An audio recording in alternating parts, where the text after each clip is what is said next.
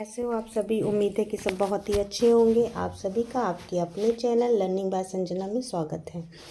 आइए स्टार्ट करते हैं अपना समकालीन और आधुनिक चित्रकार की श्रृंखला। इसी में ग्रुप के कलाकार भी इंक्लूड हैं। ठीक है, तो शाम को 7 बजे हम लोग इसको पढ़ते हैं। आज की श्रृंखला में देखेंगे सबसे पहले जयराम पटेल। और जो भी चैनल में नए आए हैं वो सब्सक्राइब कर लेंगे। पुराने वाले जो हैं वो फैमिली का मेंबर ऑलरेडी हैं, नए वाले बन जाएंगे। और जो पुराने हैं वो शेयर करके और लोगों को जोड़ने का प्रयत्न करेंगे। ठीक है, तो चलिए फिर ज़्यादा टाइम नहीं लेते हुए तुरंत हम लोग स्टार्ट करते हैं। जयराम पटेल, आज हम लोग क्या पढ़ेंगे? जयराम पटेल। इनका टाइम पीरियड क्या? 1930। हाँ, टाइम पीरियड से याद आया, मैंने सभी का जीवन काल लिखा दिया। उसमें जो अभी लेटेस्ट 7 तारीख को जिनकी डेथ हुई है वहाँ तक का पूरा मैंने लिखवाया है, आप लोग देख लीजिएगा। और 22 से 25 तक के जितने भी लोगों की मृत्यु हुई है उसको अलग नोट कर लीजिएगा। ठीक है, जयराम पटेल का जन्म कब और कहाँ हुआ था? तो 20 जून 1930 को गुजरात के सोजित्र में हुआ था। किसका? जयराम पटेल का। और जयराम पटेल ने कला अध्ययन कहाँ से किया था? तो इन्होंने sir J school of art Mumbai से कला अध्ययन किया था। कहाँ से? Sir J school of art Mumbai से इन्होंने कला अध्ययन किया था। और नेशनल इंस्टीट्यूट ऑफ डिज़ाइन यानी NID कहाँ है? ये अहमदाबाद में। तथा ऑल इंडिया हैंडलूम बोर्ड और स्कूल ऑफ आर्किटेक्चर ये कहाँ है? अहमदाबाद में। यहाँ पे इन्होंने डिज़ाइन कंसल्टेंट का काम किया। किसने? जयराम पटेल ने। फिर उसके बाद आगे देखेंगे कि कला जगत में जयराम की पहचान किस रूप में है या किस कारण बनी? तो इन्होंने जो है कागज पर रेखांकन और धातु की चादरों तथा काष्ठ पर रिलीफ का काम किया है। इसी वजह से ये ज़्यादा फेमस हो गए हैं। वह प्रसिद्ध कलाकार जो अपनी जली जलाई लकड़ी को जलाकर चित्रण कार्य करना, जली जलाई लकड़ी के शिल्पों के लिए प्रसिद्ध थे। तो कौन सा ऐसा व्यक्ति था? तो जयराम पटेल। ठीक है, इसके बाद हम लोग देखेंगे KG सुब्रमण्यम, जिनका पूरा नाम क्या है? कलपति गणपति सुब्रमण्यम। टाइम पीरियड 1924 से 2016। इनका जन्म, किनका? KG सुब्रमण्यम का जन्म 15 फरवरी 1924 को केरल के कुथुपरम्बा नामक गांव में हुआ था। ठीक है, ये इनका म्यूरल है जो लखनऊ में बना हुआ है। The king of dark chamber Lucknow में बना है और ये 1962-63 के लगभग बनाया गया था। KG सुब्रमण्यम कौन थे? तो ये चित्रकार, मूर्तिकार, भित्ति चित्रकार, प्रिंट मेकर और लेखक के रूप में जाने जाते हैं। और गांधीवादी विचारधारा के लिए किस चित्रकार को हम जानते हैं, किस कलाकार को जानते हैं? तो KG सुब्रमण्यम को जानते हैं। इसके बाद आगे देखेंगे कि वर्ष 1943 में किस कलाकार ने भारत छोड़ो आंदोलन में भाग लिया और 6 महीने जेल की सज़ा काटी? तो कौन थे वैसे कलाकार? तो KG सुब्रमण्यम, जिनका पूरा नाम क्या है? कलपति गणपति सुब्रमण्यम। ठीक है, फिर देखेंगे प्रेसिडेंसी कॉलेज से अर्थशास्त्र में स्नातक की डिग्री लेने के पश्चात कला भवन शांति निकेतन में यहाँ से स्नातक किसने किया? तो KG सुब्रमण्यम ने। नेक्स्ट है 1944 से 48 के मध्य KG सुब्रमण्यम ने कला शिक्षा कहाँ से ली? तो इन्होंने शांति निकेतन में कला भवन से नंदलाल बोस और विनोद बिहारी मुखर्जी व रामकिंकर बैच के सानिध्य में शिक्षा ली। किसने? KG सुब्रमण्यम ने। कब? 1944 से 48 के मध्य। फिर है 1947 में विनोद बिहारी मुखर्जी शांति निकेतन के हिंदी भवन में अपना प्रसिद्ध म्यूरल बना रहे थे। तो किसने उनका सहयोग करके आकृतियों को निर्मित किया? तो KG सुब्रमण्यम ने विनोद बिहारी का सहयोग किया था। कब? 1947 के म्यूरल में जो इन्होंने हिंदी भवन में बनाया था। KG सुब्रमण्यम ने अपना म्यूरल 3 मिथोलॉजिकल गॉडेस 1988 कहाँ निर्मित की? तो कला भवन शांति निकेतन में। वर्ष 1951 में KG सुब्रमण्यम किस कला विद्यालय के व्याख्याता लेक्चरर थे? तो बड़ौदा के। किस कॉलेज में? तो MS यूनिवर्सिटी ललित कला संकाय में। ठीक है, फिर देखेंगे 1980 में KG सुब्रमण्यम कहाँ के प्रोफेसर नियुक्त हुए और 1989 तक ये सेवानिवृत्त तक वहीं कार्य अपना जारी रखे। तो कहाँ? शांति निकेतन के कला भवन में 1980 में KG सुब्रमण्यम प्रोफेसर के पद पर आसीन हुए थे। फिर 1974 से 1976 ईस्वी के बीच केजी सुब्रमण्यम अध्यक्ष रहे। कहाँ के? Craft council of India. K G Subramanyan ने चित्रण धरातल के रूप में कैनवास के स्थान पर किसका अधिक प्रयोग किया? तो एक्रेलिक और शीट एक्रेलिक शीट और प्लास्टिक शीटों का इन्होंने कैनवास की जगह ज़्यादा प्रयोग किया था। हैदराबाद के प्रसिद्ध कलाकार कौन? लक्ष्मण गौड़ की बात हो रही है। 1969 में नई दिल्ली के गांधी दर्शन म्यूरल में उनके सहयोगी थे कौन? केजी सुब्रमण्यम।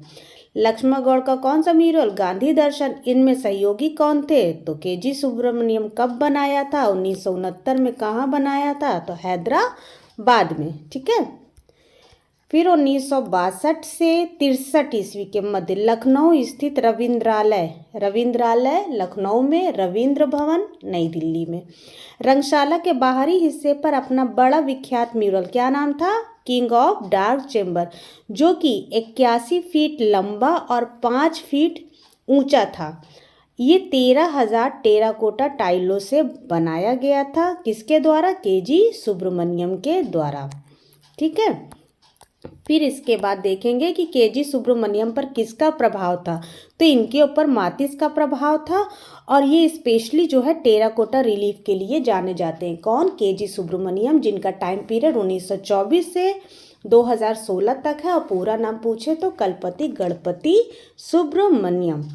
खाकी चित्र श्रृंखला किसकी है? तो ये अभी अपने केजी सुब्रमण्यम की है।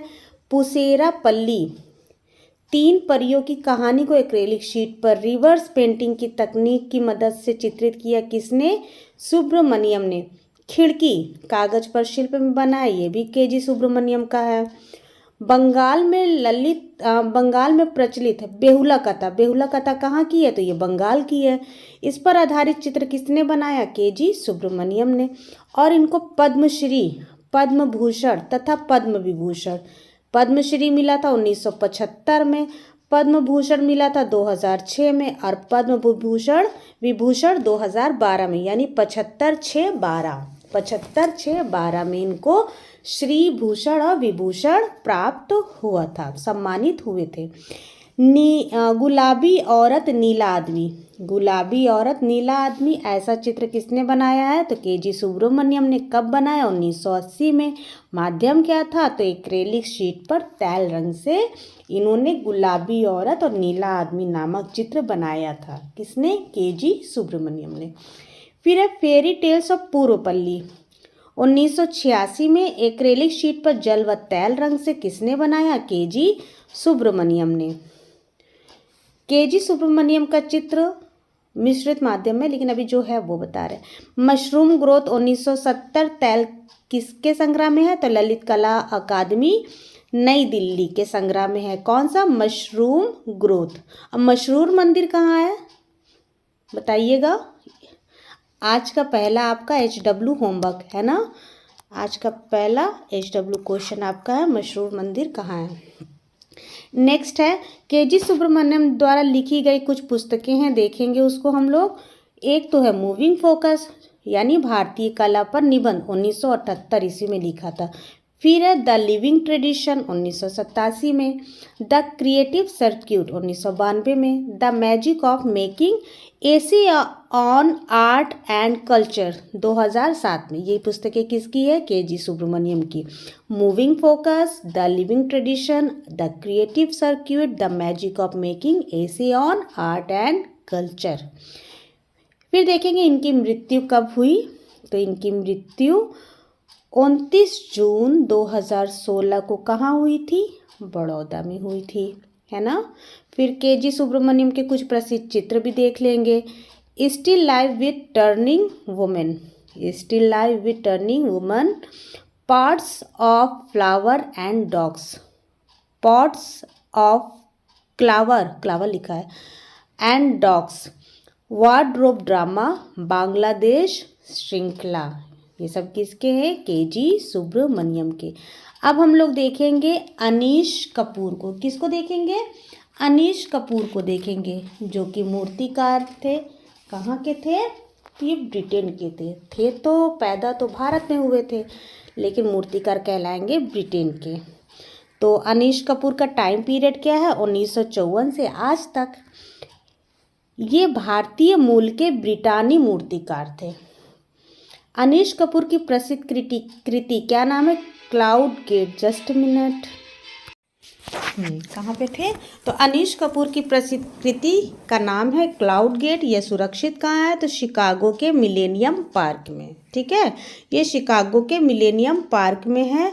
ये दूसरी कृति इनकी देख लीजिए, ये वाली कृति ये अनीश कपूर ने बनाई है। उनके साथ एक व्यक्ति और थे जिनका नाम सेसिल बालमोट था। इस कृति का नाम है, छोटा कर ले, इस कृति का नाम है आर्सेलर मित्तल ऑर्बिट। लंदन के ओलंपिक पार्क में बना हुआ। ठीक है, समझ में आया ना? आइए आगे बढ़ते हैं। तो ये 2012 में बना था। ठीक है, नेक्स्ट है अनीश कपूर, थोड़ा सा छोटा। अनीश कपूर कौन थे? तो ये मूर्तिकार थे, सॉरी मूर्तिकार हैं। कौन है? मूर्तिकार हैं इस समय। 2012 में भारत सरकार द्वारा अनीश कपूर को किस पुरस्कार से सम्मानित किया गया था? तो इनको पद्म भूषण दिया गया था। पद्म भूषण किसके द्वारा दिया जाता है? तो भारत सरकार के द्वारा दिया जाता है।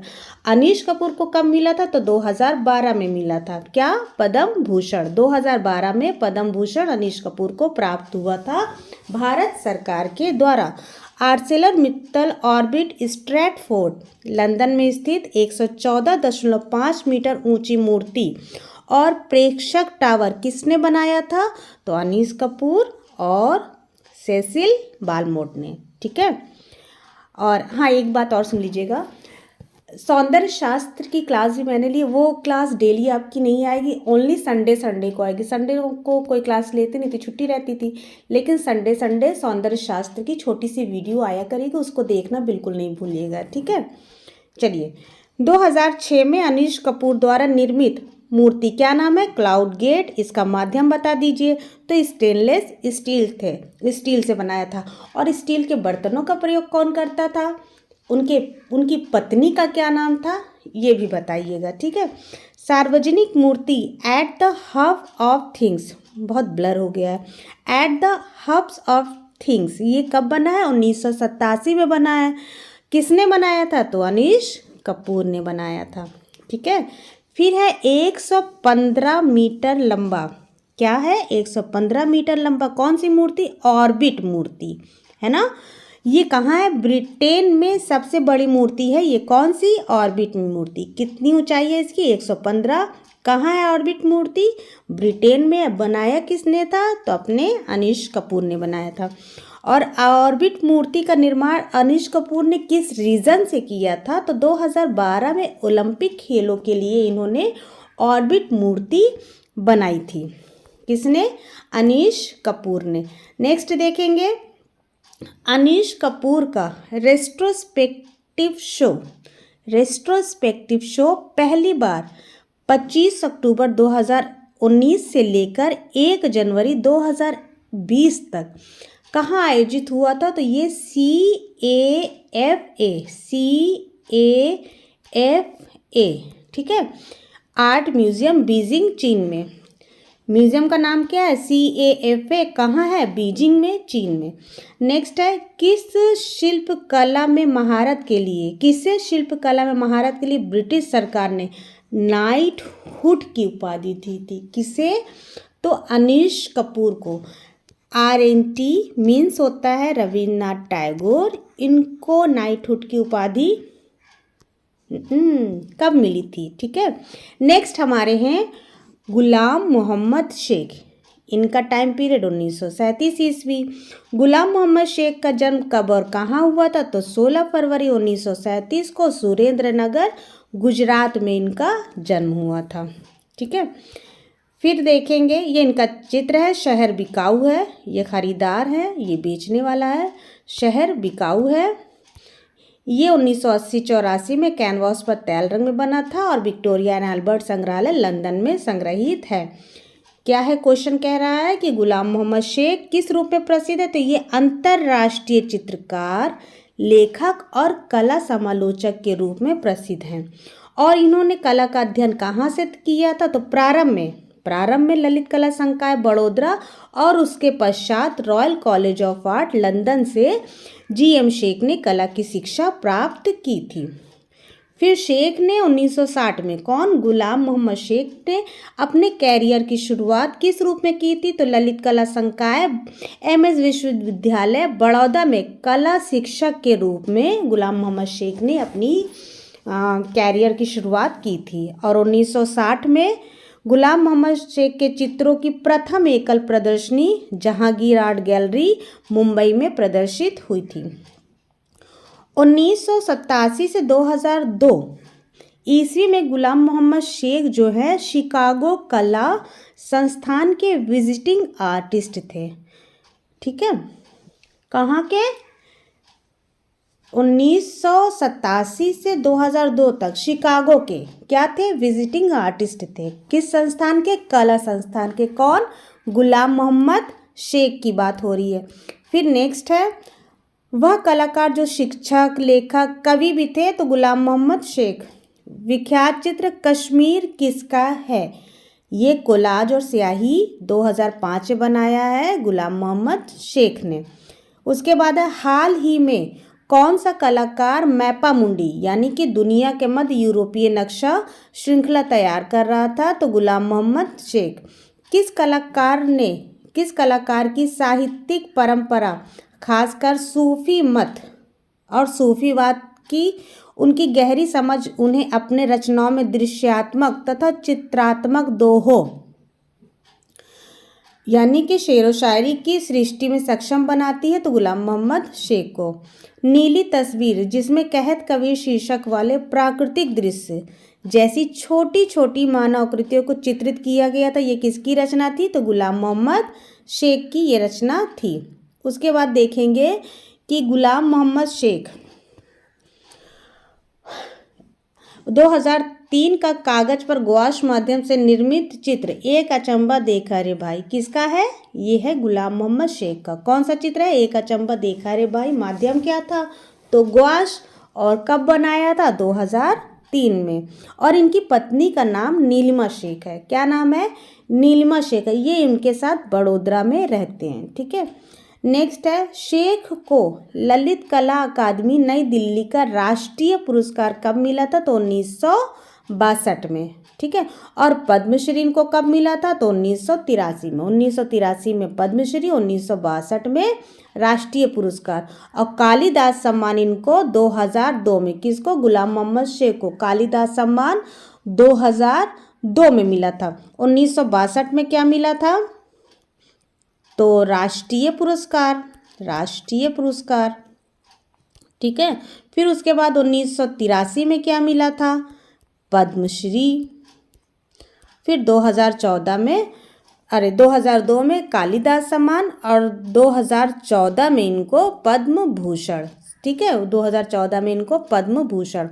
1963 में स्थापित ग्रुप 1890 के संस्थापक सदस्य के रूप में किसको जाना जाता है? तो गुलाम मोहम्मद शेख को जाना जाता है। फिर शेख द्वारा लिखित 1974 में गुजराती कविताओं का संग्रह, इसको हम अथवा नाम से जानते हैं। किसको? अथवा के नाम से जानते हैं। और घर जतन श्रृंखला से गद्य श्रृंखला किसने लिखी थी? तो गुलाम मोहम्मद शेख ने।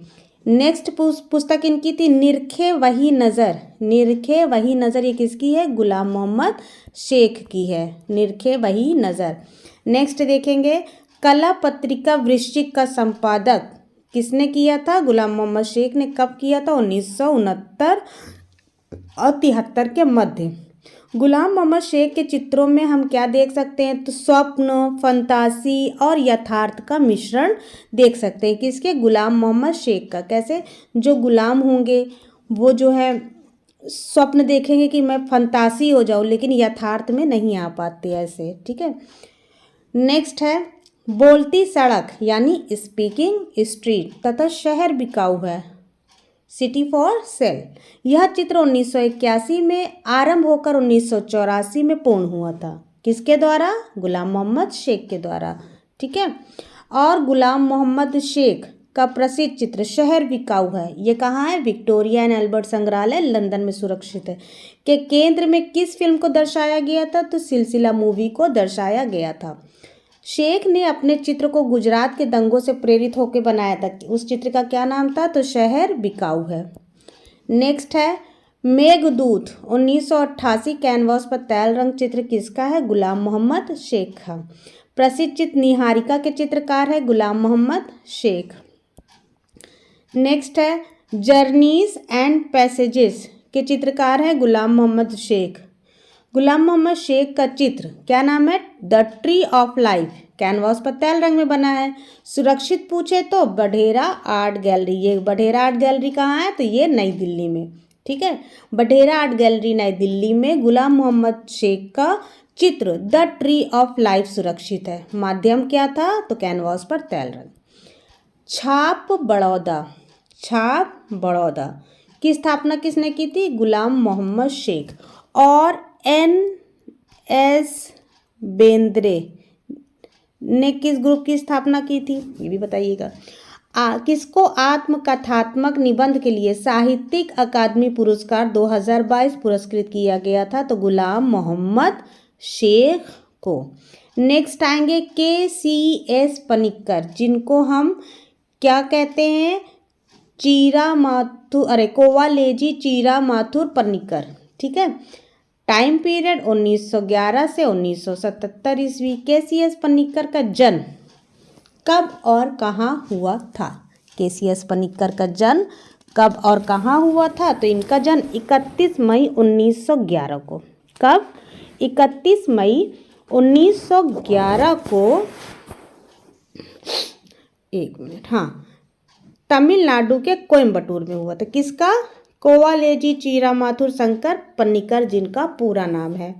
KCS पनिक्कर ने कला शिक्षा कहाँ से ली थी और किसके निर्देशन में? तो 1936 से 40 ईस्वी के मध्य government college of arts and crafts Chennai, जिसकी स्थापना 1850 में हुई थी। किसके द्वारा? हंटर के द्वारा हुई थी। किसके द्वारा? हंटर के द्वारा।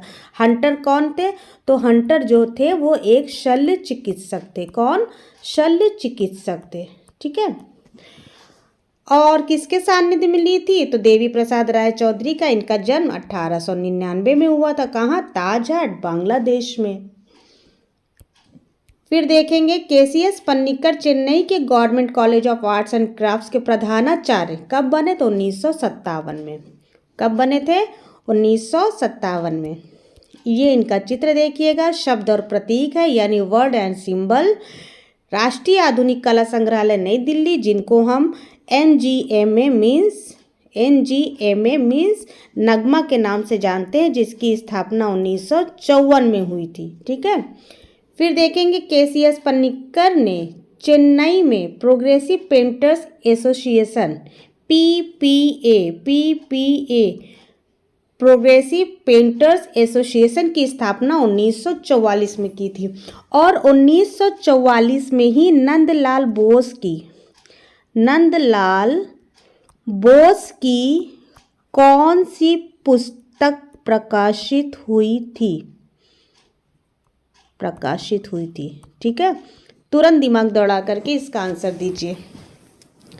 चेन्नई से 9 किलोमीटर दूर चोल मंडल आर्टिस्ट विलेज की स्थापना KCS पनिक्कर ने की थी, ठीक है। कब की थी? 1966 में की थी।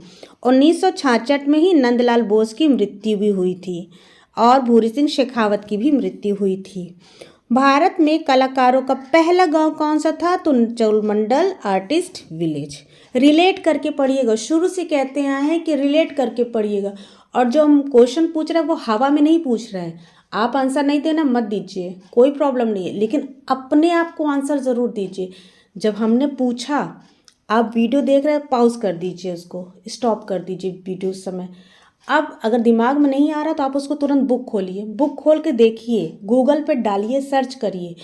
अभी 1944 में नंदलाल के लिए क्वेश्चन पूछा है ना मैंने, याद सबको है। बहुत अच्छे बच्चे हो, जीनियस हो, सब बहुत अच्छे हो, बहुत प्यारे से हो, अच्छी बात है। लेकिन अगर किसी को नहीं याद है ना, छोटा सा दिमाग है, ज़्यादा चीज़ नहीं रह सकता, बहुत सारी टेंशन रहती है।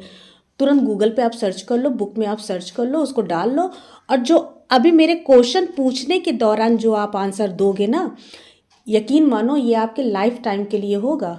फिर कोई, वही है ना, रोजेटा शिला से जब गीली उस पर नुकीली से किया गया था ना, तो आज तक है। इसीलिए अशोक ने पत्थर का प्रयोग किया था कि कोई उसको इरेज ना कर पाए, कुछ ना कर पाए, ये जीवन भर जो हम उस पर संदेश दें वो लिखा रहे। किस लिपि में? ब्राह्मी लिपि में, है ना।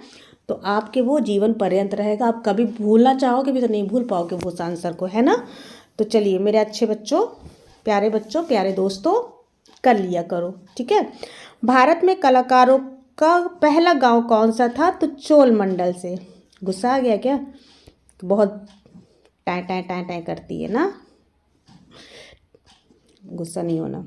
मद्रास आर्ट मूवमेंट के प्रथम कलाकार कौन थे? तो केसीएस पन्नीकर। पन्नीकर के चित्रों पर किस पाश्चात्य कलाकार का प्रभाव था? तो सल्वाडोर डाली का। फिर है केसीएस पन्नीकर चित्र शैली संबंधित है किससे? तंत्र कला से। केसीएस पन्नीकर, जिनका पूरा नाम क्या था? कोवालेजी चीरा माथुर शंकर पन्नीकर। टाइम पीरियड क्या था? 11 से 77, 1900 की बात है, 11 से 77। तो ये किस शैली के चित्रकार थे या संबंधित थे? तो तंत्र कला से ये संबंधित थे। और इन्होंने चित्रों में लिपि और प्रतीकों का भी प्रयोग किया था। क्या? लिपि और प्रतीकों का भी इन्होंने प्रयोग किया था। जैसे ये किसका प्रतीक है? खुशहाली मंगल का प्रतीक है ना। तो इस तरह प्रतीकों का प्रयोग किया था, ठीक है। नेक्स्ट है केसीएस पन्नीकर के चित्रों की प्रथम प्रदर्शनी 1926 में फाइन आर्ट सोसाइटी और मद्रास की अखिल भारतीय प्रदर्शनी में हुई थी, ठीक है। नेक्स्ट है, अच्छा इधर है, नेक्स्ट है पन्नीकर को नेशनल ललित कला अकादमी का फेलो या सदस्य कब प्राप्त हुआ था? 1976 में। पन्नीकर को नेशनल ललित कला अकादमी का फेलो या सदस्यता कब प्राप्त हुई थी या बनाया गया था? तो 1976 में।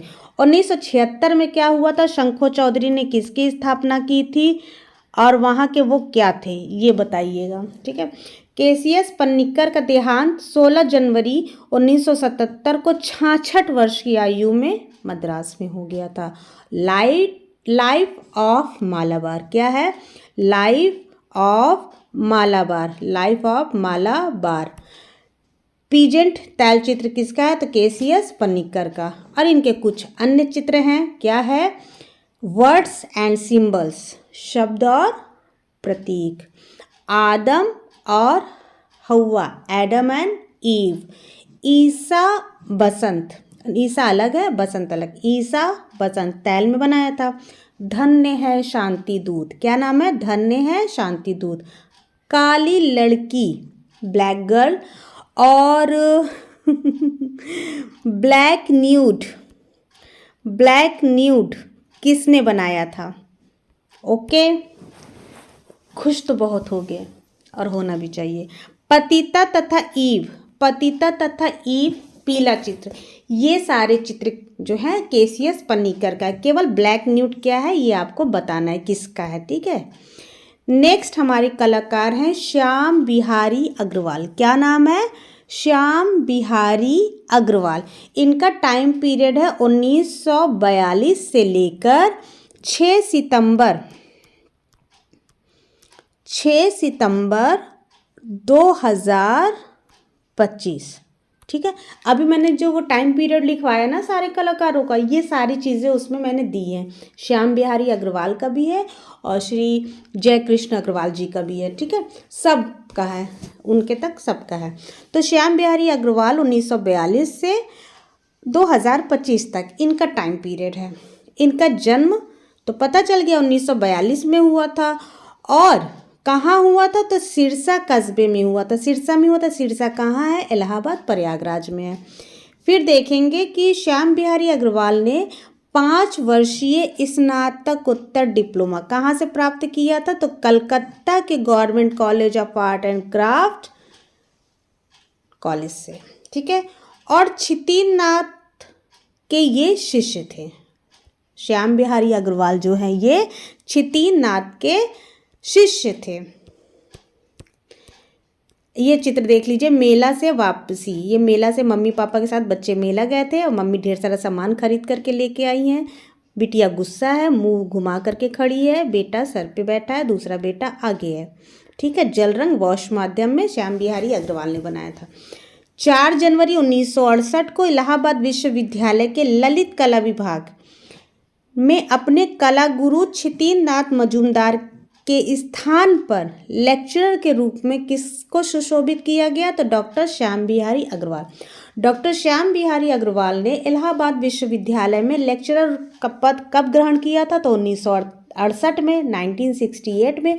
और इनके पहले उस पद पे कौन आसीन थे? तो क्षितिन्द्र नाथ मजूमदार। ठीक है। नेक्स्ट है, किसके प्रयत्नों से इलाहाबाद विश्वविद्यालय में चित्रकला के स्नातक से स्नातक से लेकर स्नातकोत्तर यानी BFA एंड MFA का शोध का शुभारंभ हुआ? तो डॉक्टर श्याम बिहारी अग्रवाल। अब भारत में एक्रेलिक वॉश की बात आ रही है। एक्रेलिक वॉश चित्रण तकनीक के आविष्कारकर्ता कौन थे? तो डॉक्टर श्याम बिहारी अग्रवाल। क्या नाम है? डॉक्टर श्याम बिहारी अग्रवाल। फिर नेक्स्ट है रूप शिल्प नंदलाल बोस का 1944 वाला कुछ इसी से मिलता जुलता है। रूप शिल्प कला पत्रिका संपादक प्रसिद्ध डॉक्टर श्याम बिहारी अग्रवाल। श्याम बिहारी अग्रवाल की पत्रिका का क्या नाम है? तो रूप शिल्प। कहाँ से प्रकाशित होती है? तो प्रयागराज, उत्तर प्रदेश से। और ये बंगाल परंपरा के अंतिम चित्रकार रहते हुए अपना देहत्याग 6 सितंबर 2025 को कर दिए थे। ठीक है। कला इतिहासकार राकेश गोस्वामी द्वारा निर्माणाधीन यानी बन रही है लघु फिल्म खाली कैनवास। कोरा कैनवास किसका है? कोरा कैनवास हम क्या करें बताइए। यही चीज़ हम आप लोग को कहते हैं कि रिलेट करके पढ़िए। कुछ देखते हैं तो उसका जोड़ीदार हमको नज़र आ जाता है, तो हम आप लोग से पूछ लेते हैं। खाली कैनवास किस कलाकार के जीवन पे आधारित है? तो श्याम बिहारी अग्रवाल का। कोरा कैनवास के बारे में आपको हमें बताना पड़ेगा। 1 मिनट भैया, बस 1 मिनट। नेक्स्ट है रामचंद्रन। इनका टाइम पीरियड है 1935। रामचंद्रन का टाइम पीरियड है 1935 से लेकर 10 फरवरी 2024 तक। ठीक है। फिर अच्युतन रामचंद्र नायर, जिसे रामचंद्र के नाम से जाना जाता है, एक भारतीय चित्रकार हैं जिनका जन्म कब और कहाँ हुआ था? तो 1935 में केरल के आरटी ट्रंगल में किसकी मृत्यु हुई थी 1906 में? ये भी बताइएगा। नेक्स्ट है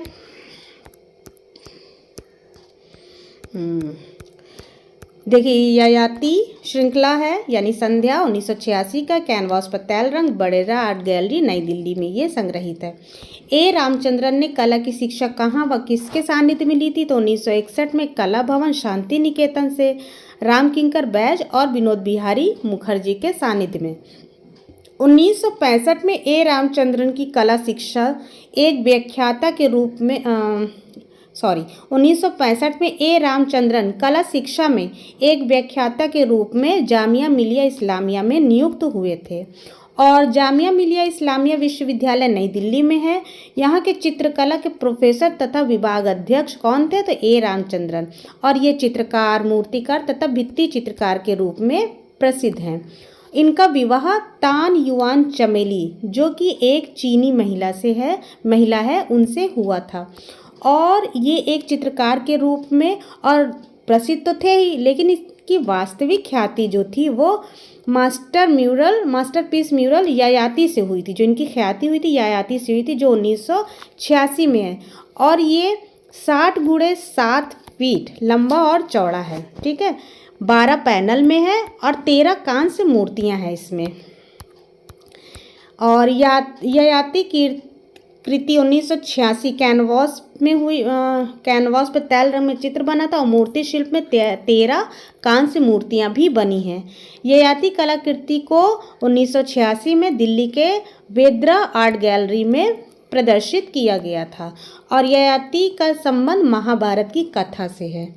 किस कलाकार ने तमिलनाडु के चेन्नई के पास श्री पेरम्बदूर में राजीव गांधी मेमोरियल में एक ग्रेनाइट बेस रिलीफ 20 फीट ऊंची मूर्ति 2003 में पूरा किया था। तो ए रामचंद्रन। किस कलाकार ने केरल स्थित मंदिरों की मूर्तियों पर व्यापक अध्ययन व लेखन किया? तो ए रामचंद्रन।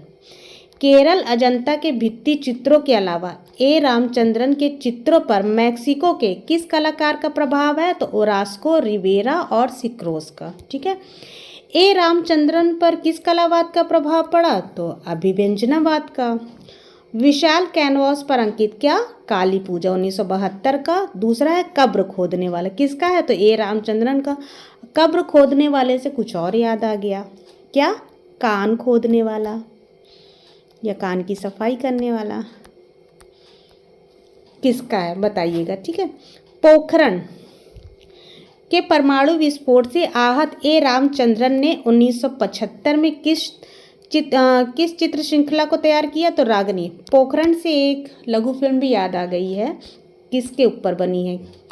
रंगकर्मी और कलम मर्मक इब्राहिम अलका जी के विशेष आग्रह पे उनके लिए किसने भित्ति चित्र बनाया था? तो ए रामचंद्रन ने बनाया था। किस कलाकार ने राजस्थान की घुमक्कड़ जाति, क्या नाम है? गौड़िया लोहार के स्त्री पुरुषों के अनगिनत स्केच बनाए थे, किसने? तो रामचंद्रन ने। और युवा अवस्था में पेशेवर गायक के रूप में ये एक स्टेज आर्टिस्ट भी थे और रेडियो आर्टिस्ट भी थे, वहाँ भी ये सिंगिंग करते थे, के रूप में कौन कलाकार काम कर चुका है? तो ए रामचंद्रन। किसने आकाशवाणी तिरुवनंतपुरम में गायक के रूप में अपनी प्रतिभा का उजागर किया? तो ए रामचंद्रन। इनके जापानी गुरु कौन थी? तो फूको अकीनो। वर्ष 1962 की बात है। शांति निकेतन के विजिटिंग प्रोफेसर के रूप में कौन आया था? तो इनकी जापानी कला गुरु फूको अकीनो। ठीक है। नेक्स्ट है 2003 में किस कलाकार ने अपने चित्र लोटस पॉन्ड निर्मित किए? तो ए रामचंद्रन। इनकी कुछ प्रसिद्ध चित्र देख लेंगे। Yayati, Hanna and gods, portraits of Yamuna, Kanchan tree and dragon flowers, chameleon and the butterfly, green lotus pond, Indian rejection encounter, the chase, Christian machine, Kali Puja, nuclear Ragini end of the Yadavas. ये सब किसकी? ए रामचंद्रन की। ठीक है। तो इसी के साथ आज की ये सीरीज़ यहीं पे ख़त्म होती है। मिलते हैं कल की वीडियो में, तब तक के लिए thank you, bye, good night, शुभ रात्रि। स्वस्थ रहिएगा, मस्त रहिएगा और अपनी पढ़ाई में व्यस्त रहिएगा। व्यस्त रहते हुए सब्सक्राइब, कमेंट, शेयर, लाइक सब कुछ करना बिल्कुल नहीं भूलिएगा। ठीक है। और संडे सौंदर्य शास्त्र स्टार्ट किया, अभी एक ही क्लास हुई है, उसको देखिएगा ज़रूर। ठीक है। Bye, good night.